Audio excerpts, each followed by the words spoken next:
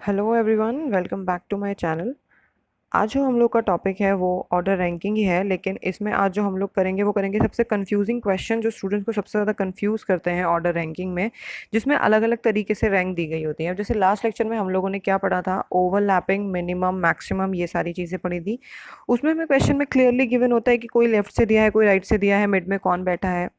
आपको सिर्फ ऐड करके या फॉर्मूला के क्वेश्चन को सॉल्व करना होता है। आज जो हम लोग क्वेश्चन करेंगे वो कुछ कंफ्यूजिंग क्वेश्चन होंगे कि उसमें किसी की भी रैंक कहीं से भी दे रखी होगी, बीच में कोई भी बैठा होगा, लेकिन उसमें कोई फॉर्मूला नहीं लगेगा, वो डायरेक्टली आपको सॉल्व करना होगा। तो लास्ट के आई थिंक आप लोगों ने दोनों लेक्चर्स देख लिए होंगे, ऑर्डर रैंकिंग के पार्ट 1 और पार्ट 2। आज हम लोग कर रहे हैं ऑर्डर रैंकिंग का पार्ट 3, जो कि हमारा किस में आएगा, बैंक में भी आ सकता है, एसएससी में पूछा जा सकता है। ठीक है, तो दोनों चीज़ें आप लोगों को ध्यान से देखनी है। बैंक के बच्चे भी जो प्रिपेयर कर रहे हैं वो भी इसको ध्यान से देखें, और जो एसएससी का प्रिपेयर कर रहे हैं वो लोग भी इस लेक्चर को ध्यान से देंगे। तो आज हम लोग पढ़ेंगे how to solve confusing question very easily, किस तरीके से हम सबसे कन्फ्यूजिंग क्वेश्चन को बहुत आसानी से सॉल्व कर सकते हैं। लेकिन उससे पहले आप लोग फटाफट पहले चैनल को सब्सक्राइब कर दो, अपने फ्रेंड के साथ वीडियो को शेयर ज़रूर करना, और वीडियो पसंद आए तो वीडियो को लाइक ज़रूर करना। साथ के साथ आप लोग टेलीग्राम चैनल से भी जुड़ जाओ, फेसबुक पेज से भी जुड़ जाओ, जिससे आपको डेली अपडेट, डेली क्विजेस वगैरह, डेली नोट्स आप लोगों को मिल सके हर एक चैप्टर के। चलिए देखते हैं क्या है आज की वीडियो में, किस टाइप का क्वेश्चन आप लोगों से पूछा जा सकता है। जैसे कि देखिए, फर्स्ट क्वेश्चन में हमसे क्या बोला है, in a row of girls facing north, एक रो दे रखी है जिसमें लड़कियां बैठी हैं, जिसमें सबका फेस कहाँ है, उत्तर दिशा की ओर है। A is 15 from left hand, जो ए है वो बाएं छोर से कौन से नंबर पे, 15 पर है। B is 16 from right hand, और जो बी है वो 16th है, 16वां है, कहाँ से, राइट हैंड से। C who is fifth to the right of A, C जो है वो ए के राइट से तो 5वें नंबर पे है। इज, लास्ट लेक्चर में बताया था इस किसके लिए यूज होता है, फर्स्ट पर्सन या सेकंड पर्सन, तो इज हमारा यूज होता है हमेशा फर्स्ट पर्सन के लिए, कि जो इज है ये किसके लिए बात हो रही है, एस के बारे में। तो जो सी है वो 6th लेफ्ट है, किसके, बी के लेफ्ट से 6 है, तो आपको बताना है कितनी लड़कियां रो में बैठी हैं। चलिए किस तरीके से करना है, सिंपल तरीका बताती हूँ, सिंपल तरीके से आप लोग को करना। अब देखो इसमें कोई फॉर्मूला तो लग नहीं सकता, क्योंकि यहाँ पे कोई किसी के लेफ्ट में भी बैठा है, कोई किसी के राइट में भी बैठा है, तो कोई फॉर्मूला हम लोग इस क्वेश्चन में नहीं लगा सकते। ये क्वेश्चन हमें डायरेक्टली करना ही पड़ेगा। अब देखो किस तरीके से बोला है, ए इज 15 फ्रॉम लेफ्ट हैंड, ठीक है, ये ए हो गया, ए का रैंक हमारा कितना हो गया, 15 हो गया, कहाँ से, लेफ्ट से हो गया। B is 16 from right hand, B जो है वो 16 है, कहाँ से, राइट से, ठीक है। C who is fifth to the right of A का राइट ये होगा, ये जो सी है ये ए के राइट से कौन से नंबर पे है, 5th नंबर पे है। इज मतलब कौन है यहाँ पर, C, C is 6 to the left of B, और बी के लेफ्ट से यही वाली रैंक क्या है, 6th है। अगर आप सिंपली देखें तो जो सी की रैंक है वो 2 बारी काउंट हो गई है, 5 में भी काउंट हो गई है और 6 में भी काउंट हो गई है। अब एक लाइन में एक बंदा एक ही बार तो बैठेगा, तो एक तो करने का डायरेक्ट तरीका ये है, सबको जोड़ो और एक घटा दो। सीधी सी बात यही होगी कि सबको आप क्या कर दो, उसमें टोटल पूछा ना, इस रो के सारे बंदों को आप लोग ऐड कर दो, और ऐड करने के बाद -1 कर दो। अब -1 क्यों कर दोगे, क्योंकि 5 और 6 2 बार ही आ गया, सी का रैंक 5 भी है, सी का रैंक 6 भी है, 2 बार ही आ गया। तो डायरेक्टली हम कैसे करेंगे, 15 + 16 प्लस सीधे सीधे कर दो 10। 10 क्यों, क्योंकि 5 और 6 कितना हो गया, 11 हो गया, और एक मुझे माइनस करना ही है। तो आंसर हम लोग सीधा सीधा क्या निकाल देंगे, हमारा आंसर यहाँ पे जो निकल के आएगा वो निकल के आएगा 41। ठीक है, आंसर हमारा क्या हो जाएगा यहाँ पे, 41। सिंपल क्वेश्चन था, कुछ नहीं किया था, बस ये है कि थोड़ा दिमाग से करना है, कि जरूरी नहीं है इसमें फॉर्मूला लगेगा। ठीक है, अब यहाँ पर देखो टोटल नंबर ऑफ गर्ल्स पूछा, और मैंने एक चीज आप लोग को बताई थी लास्ट लेक्चर में, कि अगर कभी भी टोटल पूछता है तो हमारा आंसर क्या आता है, कैन नॉट बी डिटरमाइन आता है। लेकिन इस क्वेश्चन में मैंने डायरेक्ट आंसर निकाल दिया 41। तो ये क्वेश्चन क्या ओवरलैपिंग से हो सकता था, पहले तो ये बता देना कमेंट सेक्शन में कि आपको ये चीज़ समझ में आई है या नहीं आई है। एक बार फिर से देख लो, मैं आपको बता देती हूँ। यहाँ से हमें लेफ्ट से रैंक दिया था ए का, राइट से रैंक दिया था किसका, बी का, और बोला था कि जो ये सी है वो ए के तो राइट में है 5वें नंबर पे, और बी के लेफ्ट में है 6ठे नंबर पे। मतलब ये सी जो है ये 2 बार ही गिना गया, 5 में भी गिना गया, 6 में भी गिना गया। तो हमें क्या करना है, सबको ऐड करना है और -1 कर देना है। या फिर मैंने डायरेक्टली यहाँ पे 5 और 5 क्या कर दिया, 10 कर दिया, अपने आप ही एक क्या कर दिया, मैंने माइनस कर दिया। तो आंसर क्या हो गया, 41 हो गया। अब जिनके दिमाग में ये आ रहा है कि यहाँ टोटल नंबर ऑफ स्टूडेंट या टोटल नंबर ऑफ गर्ल्स पूछा है, तो हमने ये क्वेश्चन ओवरलैपिंग से क्यों नहीं किया, तो देखो ये क्वेश्चन ओवरलैपिंग से क्यों नहीं किया और क्यों नहीं होगा ओवरलैपिंग से। यहाँ पर ए आया 15 हो गया, ठीक है ना।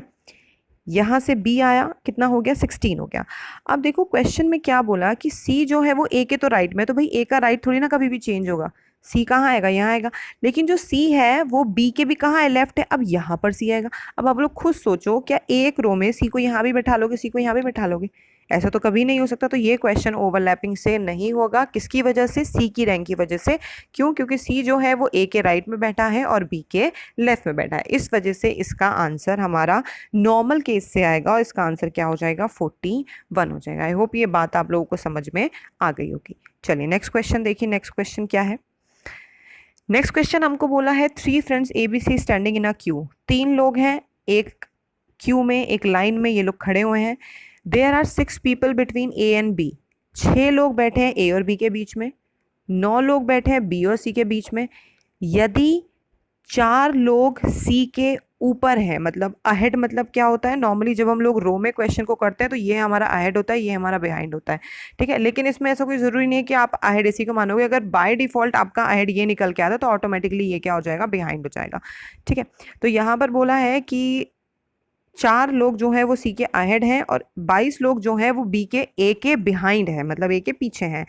What could be the minimum strength of the Q? अब यहाँ पे आपसे पूछी है मिनिमम। ओके, नेक्स्ट क्वेश्चन है in a row of 50 boys. भाई एक रो है जिसमें 50 लड़के बैठे हैं, ठीक है।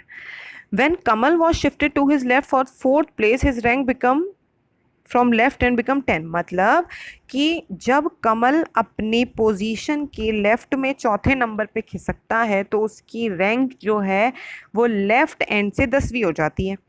तो मतलब क्या कह रहा है कि मान लो कमल हमारे यहाँ है, अगर वो अपने लेफ्ट में चौथे नंबर पे खिसकता है तो वो इधर से लेफ्ट हैंड से कौन से नंबर पे हो जाता है, 10 पे। तो इसका मतलब पहले कौन से नंबर पे था, 14 पे था।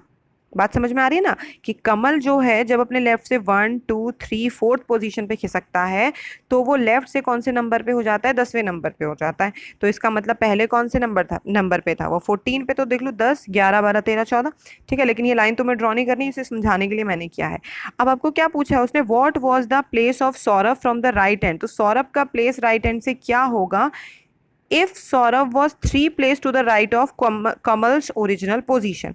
सौरभ का प्लेस राइट हैंड से क्या होगा अगर सौरभ कमल की ओरिजिनल पोजीशन के लेफ्ट में तीसरे नंबर पे बैठा, सॉरी कमल के ओरिजिनल पोजीशन के राइट में तीसरे नंबर पर बैठा है। तो देखो कमल तो यहाँ था, ये है कमल का ओरिजिनल पोजीशन। अगर सौरभ इसके राइट से तीसरे नंबर पे यहाँ है, ठीक है ना, तो यहाँ है तो मतलब अगर आप यहाँ से काउंट कर रहे हो तो ये कौन से नंबर पे बैठा, 17वें नंबर पे बैठा है, नहीं लेफ्ट से। तो क्वेश्चन में हमसे ये पूछा है कि ये राइट से सौरभ की रैंक क्या होगी। तो ये बहुत सिंपल क्वेश्चन बन गया, बस थोड़ा लैंग्वेज इसका कंफ्यूजिंग था। सिंपल क्वेश्चन ये कैसे बन गया, देखो टोटल आपके पास है, सौरभ का रैंक लेफ्ट से आपके पास है 17 और राइट से निकालना है। फर्स्ट लेक्चर में बताया था मैंने लेफ्ट प्लस राइट -1 वाला तरीका। तो डायरेक्टली मैंने यहाँ पे क्या करना है, यहाँ 50 में से मैंने 17 माइनस करना है और उसमें 1 जोड़ देना है। यही तो बताया था कि जब एक तरफ से रैंक दी जाती है दूसरी तरफ से रैंक पूछी जाती है तो हम लोग क्या करते हैं, टोटल में से गिवन रैंक माइनस करके उसमें 1 क्या कर देते हैं, जोड़ देते हैं। तो 50 - 17 + 1 जो आंसर मेरे पास आएगा वो आएगा कितना, 34, ठीक है। सीधे 50 में से कितना माइनस कर दो, 16 माइनस कर दो। आंसर हमारे पास कितना आ जाएगा, 34। आंसर मेरे पास कितना आ जाएगा, 34। सिर्फ और सिर्फ लैंग्वेज का इशू है ऐसे क्वेश्चंस में, अदरवाइज क्वेश्चंस बहुत इजी हैं। स्टूडेंट सिर्फ कंफ्यूज हो जाते हैं लैंग्वेज पे कि लैंग्वेज किस तरीके से दी है, किधर से लेफ्ट घुमाया किधर से राइट। अब देखो सब कुछ सॉल्व करने के बाद ये वही क्वेश्चन तो बन गया, लेफ्ट प्लस राइट -1 वाला क्वेश्चन बन गया, ठीक है। ध्यान से समझना, समझ में ना आए 1 बार 2 बार 3 बार इस एक्सप्लेनेशन को देखना किस किस तरीके से तुम्हें समझाया गया। देखो एक बार फिर से बता देती हूँ, अगर थोड़ा सा भी कन्फ्यूजन तुम्हें हुआ हो तो कमल जो है वो यहाँ है, उसके लेफ्ट में जब वो यहाँ पहुँचता है तो वो लेफ्ट से कौन से नंबर पे हो जाता है, 10 पे हो जाता है। तो इसका मतलब पहले कौन से नंबर पे था, चौथे नंबर पे था। अब तुम्हें क्या बताना था, तो सौरभ का पोजीशन कहाँ से बताना था, राइट से। जब कमल के राइट में तीसरे नंबर पे सौरभ है, तो तीसरे नंबर पे अगर सौरभ है तो इसका मतलब है कौन से नंबर पे, 17वें नंबर पे। यहाँ से लेके यहाँ तक सौरभ का नंबर क्या हो गया, 17 हो गया। टोटल मेरे पास कितना था, 50 था। जब मुझे यहाँ से निकालना है तो 50 में से 17 घटाऊंगी, 17 में एक जोड़ दूंगी क्योंकि मुझे सौरभ की रैंक भी चाहिए। तो यहाँ से घटाने घटोने के बाद आंसर क्या आ जाएगा मेरे पास, 34 आ जाएगा। ठीक है, आंसर क्या हो गया हमारे पास इस क्वेश्चन का, 34। आई होप ये तीनों क्वेश्चन तुम लोग को अच्छे से समझ में आ गए होंगे। तो देखो इस तरीके से भी क्वेश्चन आपके बैंकिंग में बन सकते हैं ऑर्डर एंड रैंकिंग से। ठीक है, तो बेटा ये जरूरी नहीं कि हर जगह तुम्हें सिर्फ फॉर्मूले ही याद करने हैं, कभी कभी ऐसे क्वेश्चन भी आएंगे जो फॉर्मूले से नहीं होंगे, तरीका वही होगा लेकिन क्वेश्चन को वो थोड़ा घुमा के आपको दे देगा। तो ये बहुत ध्यान से करना, रखा रखाया क्वेश्चन हो सकता है एग्जाम में ना मिले, लेकिन थोड़ा सा ट्रिकी करके एग्जाम में मिल जाए। ठीक है, अब जो नेक्स्ट क्वेश्चन हम लोग करने वाले हैं वो बहुत ही ज़्यादा इंपॉर्टेंट क्वेश्चन है आपके मेंस के क्वेश्चन लेवल को लेके। अगर हम देखें तो उस क्वेश्चन को बहुत ध्यान से समझना, और इस क्वेश्चन में बहुत ज़्यादा स्टूडेंट्स को डाउट रहता है कि ये क्वेश्चन कैसे सॉल्व होगा, क्या होगा। तो इस क्वेश्चन को तुम लोग बहुत ध्यान से समझोगे, और इस क्वेश्चन के बेसिस पे कभी भी एक क्वेश्चन तो नहीं पूछा जाएगा, कम से कम भी नहीं 3 से 5 क्वेश्चन इससे पूछा ही जाएगा। और ये मान लो कि इसमें बहुत इंपॉर्टेंट क्वेश्चन, इसको मार्क कर लेना कि ये क्वेश्चन जो है वो बहुत ज़्यादा इंपॉर्टेंट है। ठीक है, अब क्या है ये क्वेश्चन, क्वेश्चन में बोला है in a queue of boys and girls, एक लाइन है जिसमें लड़के भी बैठे हैं और लड़कियां भी बैठी हैं। Sudha is 8th from bottom and Shyam is 14 from bottom. अब देखो हम लोग करते जा रहे हैं साथ के साथ। अब करते जा रहे हैं का मतलब ये है कि मैं सिर्फ आपको यहाँ आपको फिगर समझाऊंगी, मैं सिर्फ आपको यहाँ पे फिगर समझाऊंगी। आंसर्स आप लोग अपना खुद निकालना, कमेंट सेक्शन में लिखना। 3 क्वेश्चन मैंने यहाँ दिए हुए हैं आपको, question number 4, question number 5, question number 6। Figure मैं आपको पूरी अच्छे से समझाऊंगी, आंसर तुम लोगों को देने हैं कमेंट सेक्शन में। ठीक है, चलो क्या बोला है कि सुधा जो है वो बॉटम से 8 नंबर पे, तो ठीक है हम बनाते चलते हैं कि 8th नंबर पे हमारे पास कौन हो गई है, यहाँ पर सुधा हो गई है। ठीक है, समझने की कोशिश करना, स्पेस थोड़ा कम है। फिर बोला है श्याम जो है वो 14 है बॉटम से। ठीक है, श्याम जो हो गया वो कौन सा हो गया, 14 हो गया, कहाँ से, बॉटम से। ठीक है, ये हो गया हमारे पास कौन, श्याम। अब बाकी तो अभी छोड़ो, सबसे पहले तो तुम क्या निकालो, ये मिड निकालो। सबसे पहला काम हमारा क्या होता है, मिड होता है। 8 और 14 के बीच में हमारे पास कितने लोग बैठे होंगे, 9, 10, 11, 12, 13। टोटल मेरे पास बैठे होंगे यहाँ पर कितने, 5 लोग। अब उसमें लड़के भी होंगे लड़कियां भी होंगे, मुझे नहीं पता। फिलहाल हमारी क्वेश्चन की डिमांड हम लोग स्टेप बाय स्टेप करते जा रहे हैं। अब उसने बोला है Sudha is 5th from bottom and 7th from top among girls. अच्छा, ये वाली रैंक तो थी ओवरऑल, लड़के लड़कियों में ओवरऑल। अब जो दी है वो सिर्फ लड़कियों में दी है। सुधा जो है वो 5th है बॉटम से केवल लड़कियों में। अब जब ये रैंक 5th है बॉटम से सिर्फ लड़कियों में, तो इसके नीचे 4 लड़कियां होंगी। अब अगर 8 के नीचे 4 लड़कियां हैं तो 3 कौन होंगे, लड़के होंगे। सीधी सी बात है ना, 4, 3, 7 और 1 ये क्या हो गया, 8 हो गया। तो इतना मुझे समझ में आ गया कि यहाँ पे इतने लड़के हो गए, इतनी क्या हो गई, लड़कियां हो गई। इतने एरिया में सिर्फ 4 लड़की और 3 लड़के ही आ सकते हैं। ठीक है, और सुधा जो है वो टॉप से कितनी है लड़कियों में, 7वें नंबर पे। इसका मतलब ये हुआ कि इतने एरिया में कितनी लड़कियां होंगी, 6 लड़कियां होंगी। मानते हो इस चीज़ को, क्योंकि सुधा की तो रैंक कौन सी थी, 7वीं थी ना टॉप से, तो उसके ऊपर कितनी लड़कियां होंगी, 6 लड़कियां होंगी। चलो हमने ये भी लिख लिया। उसके बाद हमसे बोला है कि जो श्याम है वो 7 है बॉटम से लड़कों में। लड़कों में अगर 7वें नंबर पे है, इसका मतलब श्याम के नीचे 6 लड़के होने चाहिए। 6 में से 3 तो इतने में ही आ गए, मानते हो। यहाँ से यहाँ तक 6 लड़के होने चाहिए, 3 इतने में आ गए, तो यहाँ पर 3 लड़के बचेंगे। 5 में अगर 3 लड़के हैं तो यहाँ पे 2 कौन बचेंगी, लड़कियां बचेंगी। बात समझ रहे हो ना, क्या समझाने की कोशिश कर रही हूँ। बॉटम से श्याम जो था वो 7वें नंबर पे था, तो इसका मतलब श्याम के बॉटम में मुझे कितने लड़के चाहिए, 6 लड़के चाहिए।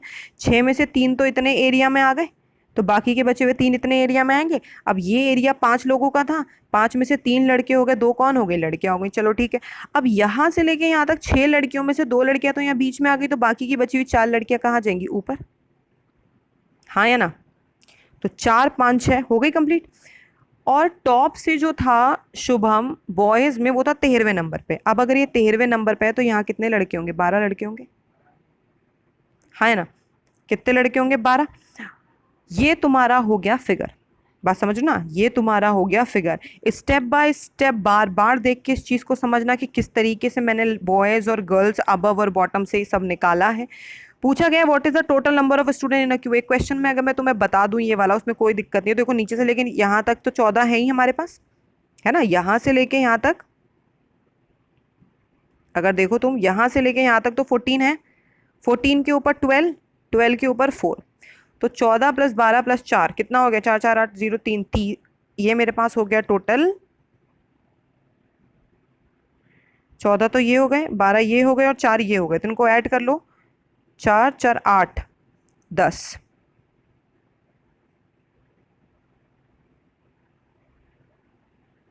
टोटल मेरे पास कितना आ रहा है इसमें, 30 आ रहा है शायद, ठीक है। टोटल हमारे पास कितना आ रहा है यहाँ पर, 30 आ रहा है। तो number of students in a Q जो हमारे पास यहाँ पर हो गए हैं वो कितने हो गए हैं, 30 हो गए। तो ऑप्शन में दिया नहीं है, कोई दिक्कत नहीं, आंसर लगा दो नन ऑफ दीज। मैंने बता दिया आंसर क्या होगा यहाँ पर, 30 होगा। चलो मैं सारे क्वेश्चन सॉल्व भी करा देती हूँ, ठीक है। तुम लोग एक बारी खुद से इसको सॉल्व करने की कोशिश करना और अपनी ईमानदारी से आंसर मेरे को कमेंट सेक्शन में लिख देना। यहाँ पर जो नेक्स्ट क्वेश्चन तुमसे पूछा गया वो पूछा गया है कि श्याम के और सुधा के बीच में कितने लड़के और कितनी लड़कियां हैं। तो हमारे पास यहाँ पर कितने लड़के हैं, 3 लड़के हैं और 2 कौन है, लड़कियां। और नेक्स्ट क्वेश्चन जिसमें पूछा गया श्याम के अबव कितनी गर्ल्स है, तो मेरा आंसर क्या हो जाएगा, 4 गर्ल्स हो जाएगा। आई होप ये बात आप लोगों को समझ में आ गई। नेक्स्ट क्वेश्चन था, मैंने स्लाइड इसलिए चेंज नहीं की क्योंकि पूरा सोल्यूशन आप लोगों का चला जाता। तो इस क्वेश्चन को पहले खुद से ट्राई करना, उसके बाद वीडियो देखना, खुद से सॉल्व करके आंसर कमेंट सेक्शन में लिखोगे तो मुझे ज़्यादा अच्छा लगेगा। चीटिंग करके लिखोगे तो भाई तुम्हारा नुकसान है, मेरा कुछ नहीं जाता, ठीक है। मेरा काम है आप लोग को पढ़ाना, ईमानदारी से पढ़ो, अच्छे से पढ़ो, खुद को धोखा नहीं दे सकते। अगर मुझे धोखा दे रहे हो दो, कोई दिक्कत नहीं है, लेकिन खुद को धोखा तुम लोग नहीं दे सकते, ठीक है। तो दैट्स ऑल फॉर टुडे। ये क्वेश्चन बहुत ध्यान से करना बेटा, देखो बहुत कंफ्यूजिंग क्वेश्चन है, तो बहुत ध्यान से करना, ठीक है। सॉल्यूशन हटा रही हूँ मैं, आप लोग आराम से इसको वीडियो को देखिएगा, समझिएगा क्वेश्चन को। ये 2 क्वेश्चन थे, तो देखो मैंने बता दिया था कि उसके कितने 2 गर्ल्स और 3 बॉयज़ उसका आंसर आ रहा था कि ये सुधा और शुभम के बीच में कितने बॉयज़ और कितने गर्ल्स हैं, तो 2 गर्ल्स और 3 बॉयज़ हमारा आंसर आ गया था। और शुभम के अबव कितनी गर्ल्स हैं, आंसर मेरा हो गया था 4, जो कि ऑप्शन में दिया नहीं है, answer is none of these, ठीक है। देखो होता है एग्जाम में कभी कभी नन ऑफ दीज भी आंसर आता है, तो उसमें कन्फ्यूज मत होना कि कहीं हम गलत तो नहीं है, नहीं आप गलत नहीं होंगे। नन ऑफ दीज अगर ऑप्शन में दिया इट मीन्स वो आंसर हो सकता है, ठीक है। आई होप आपको आज का लेक्चर अच्छा लगा होगा, समझ में आया होगा।